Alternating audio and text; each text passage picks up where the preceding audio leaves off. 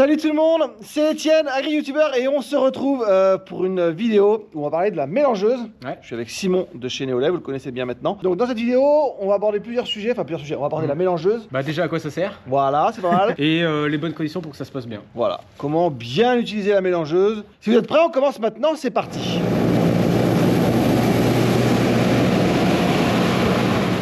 Alors la mélangeuse, bon on reste sur place évidemment, à quoi ça sert?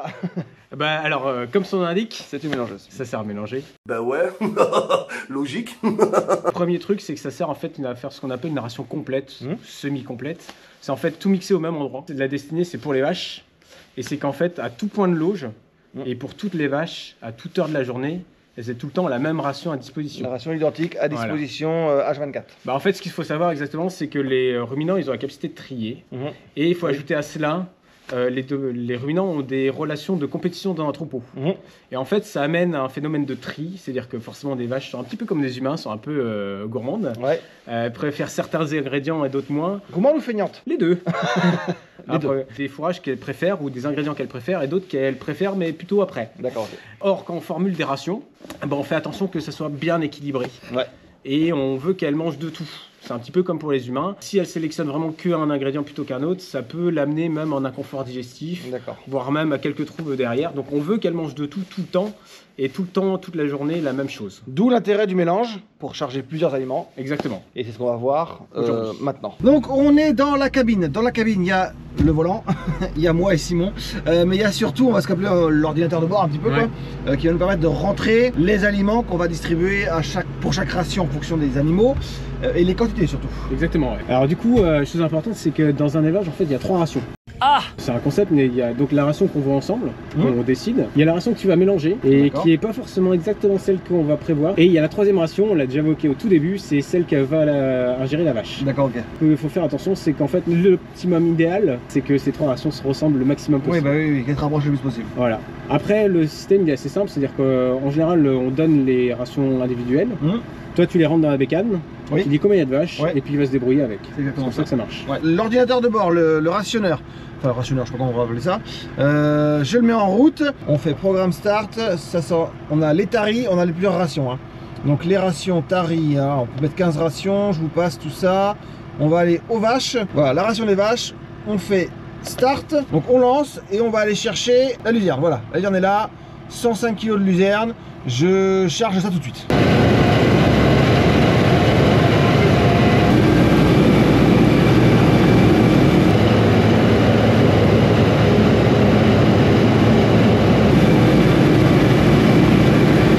C'est bon, maintenant on va passer au maïs humide.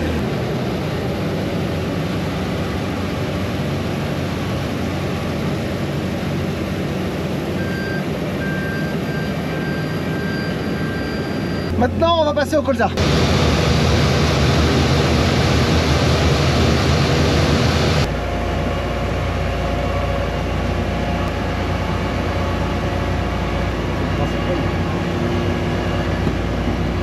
Donc on a commencé à charger la mélangeuse. L'ordre est important? Ouais, très important. En fait, ça peut influer sur la qualité du mélange à la fin. Ça peut être soit très homogène, c'est ce qu'on veut, soit ça peut être très hétérogène. Donc l'ordre d'un corpo, il est assez simple, entre guillemets, et ça peut s'appliquer à tous les mélanges qu'on va faire après. Le premier truc, c'est ce que tu as fait en premier, c'est tout ce qui est en fait long comme fourrage à couper, humide comme sec. D'accord. Donc ça peut être les foins de luzerne, les pailles, les enrubannées. Tout ça, c'est le premier ingrédient qui va être là-dedans. Ouais, voilà. C'est le truc qu'on va mettre dans la mélangeuse avec les contre-couteaux et qu'on va réduire à une taille suffisante pour que les vaches ne puissent pas trier. Donc on va faire tourner à fond pour que ça coupe. D'accord, ok. Et donc en fait on va la réduire à peu près à une taille de... Ouais, après si je vois si j'ai rotocut, si la paille est déjà brouillée, il y a moins d'intérêt. Alors en fait la mélangeuse, c'est pas le meilleur outil pour couper. C'est comme son nom l'indique, c'est fait pour mélanger. Ça peut couper un peu, mais en fait tout ce qui facilite en fait la pré-coupe de fourrage, c'est largement mieux. Donc c'est-à-dire les gens les éleveurs qui font du rotocut, c'est donc un système monté directement sur les presses. On peut avoir aussi des gens qui font du broyeur. Notamment il y a plusieurs broyeurs de paille qu'on utilise en volaille qui font très bien du travail en ruminant. On arrive en fait, de plus en plus on voit que des tailles de fibres à 4-5 cm, voire même pour des rations paille prépa à 3 cm, on voit que les vaches, elles mangent plus, elles mangent mieux, elles sont mieux, elles mangent plus après en démarrage de lactation. Okay. Mais en fait, tout ce qui peut permettre de réduire la taille des fibres avant de mettre ça dans la mélangeuse, c'est mieux. Parce que les mélangeuses ne sont pas des super outils pour couper. Ensuite, on va mettre tout ce qui est lourd, dense et sec.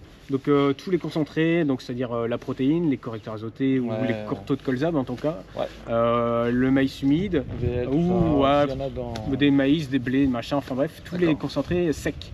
Les minéraux aussi. Et en fait, à partir de là, si on arrête le mélange un peu ici, le mélange total, on arrive en fait à faire un pré-mélange. C'est aussi ce qu'on appelle le moment aussi pour mettre les liquides. D'accord. Et en fait, ça va permettre de lier tout ce qui est fin, tout ce qui est poussiéreux, en fait, à la fibre. D'accord. Et en fait, il y a pas mal d'éleveurs qui font ça pour des notions de gain de temps. C'est ce qu'on appelle aussi un prémix. En fait, on peut charger ça au complet juste avec ces éléments-là. Le déposer dans un coin.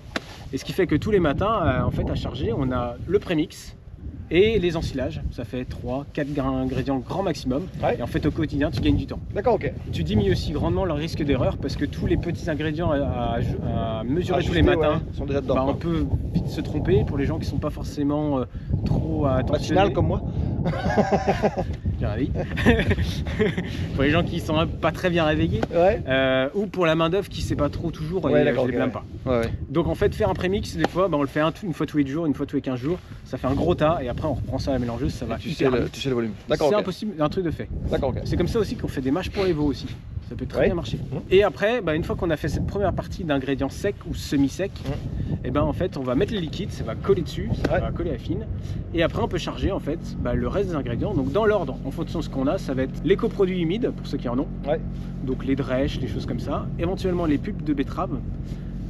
Ensuite on va faire les ensilages d'herbe ou les ensilages de luzerne.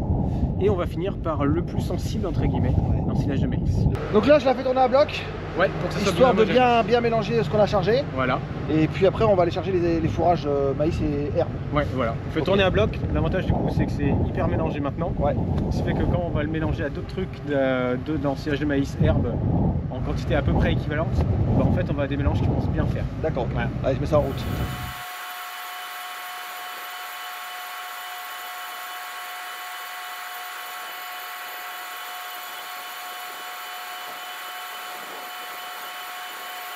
Maintenant que c'est bien mélangé, on va chercher les fourrages.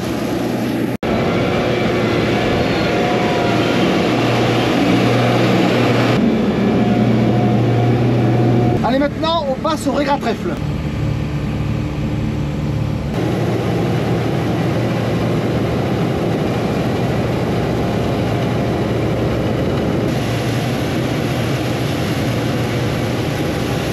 Régrat chargé, maintenant on va passer au maïs.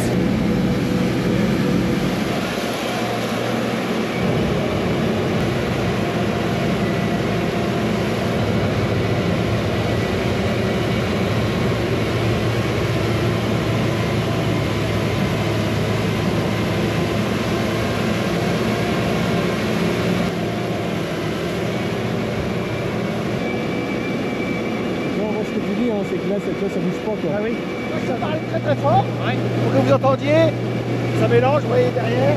On va pas tomber dedans, rassurez-vous, on est posé, ça va le faire. C'est important de contrôler assez fréquemment la qualité des couteaux. Parce que les couteaux, alors ça coupe certes, mais surtout ça mélange.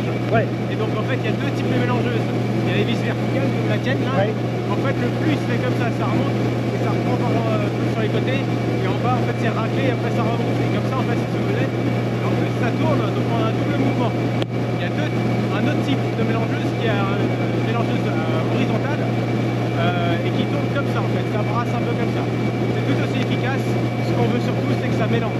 Là on voit que les couteaux ils sont un peu fatigués. C'est-à-dire les couteaux de la mélangeuse, je les ai à l'atelier, ils sont à changer, mais on voit bien que voilà, ça remonte pas assez sur les bords. Là, on voit très bien là, il arrive à zoomer.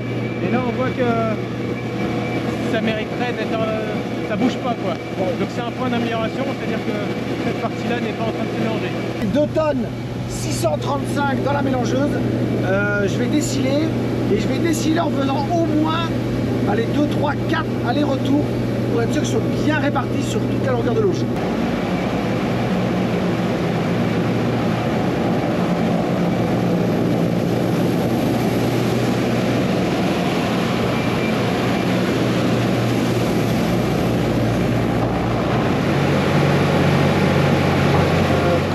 bon, la ration est distribuée. Ouais. Les vaches sont toutes, vous voyez, en train de manger. T'as fait un tamis Oui. de la ration, explique-moi ça. Ben, c'est ce qu'on appelle un Penn State dans le langage. Donc c'est un tamis qui vient des États-Unis. Ok.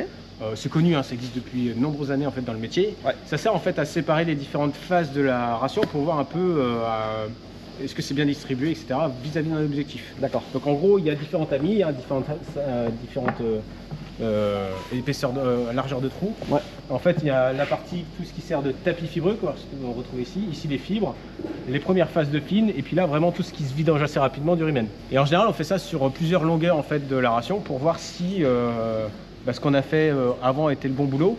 C'est-à-dire que est-ce que à tout point de l'auge, en fait, c'est homogène. Du coup, on a fait les tamis. On a fait un là, on a fait un là-bas et on peut en faire vraiment beaucoup. Ouais.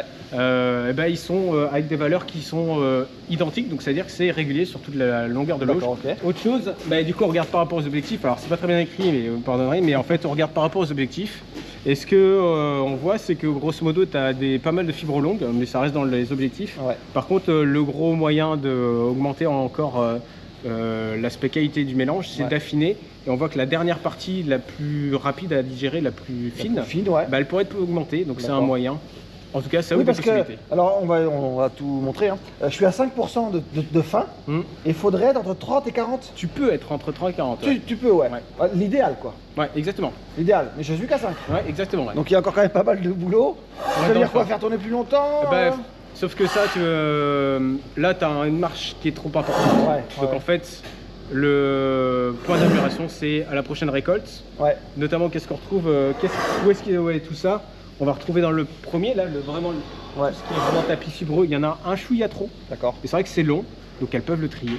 Mais donc, comme on le disait tout à l'heure, les couteaux sont à changer, ça va jouer? Oui. Ouais. Et après, c'est les longueurs à la récolte, faire attention à ça. On verra bien, prochain ensilage, on va essayer de... Ça sera une nouvelle machine, Shredledge, voilà. Que la Kuma, je vais expliquer dans une autre vidéo, mais la Kuma ça change. Classe Shredledge pour le prochain ensilage, voilà, donc on verra bien. Bah, affaire à suivre. Affaire à suivre. Merci beaucoup. Avec plaisir. Si vous avez des questions, des remarques sous la vidéo, n'hésitez pas. Et puis je vous dis à la prochaine pour une autre vidéo. Salut! Salut!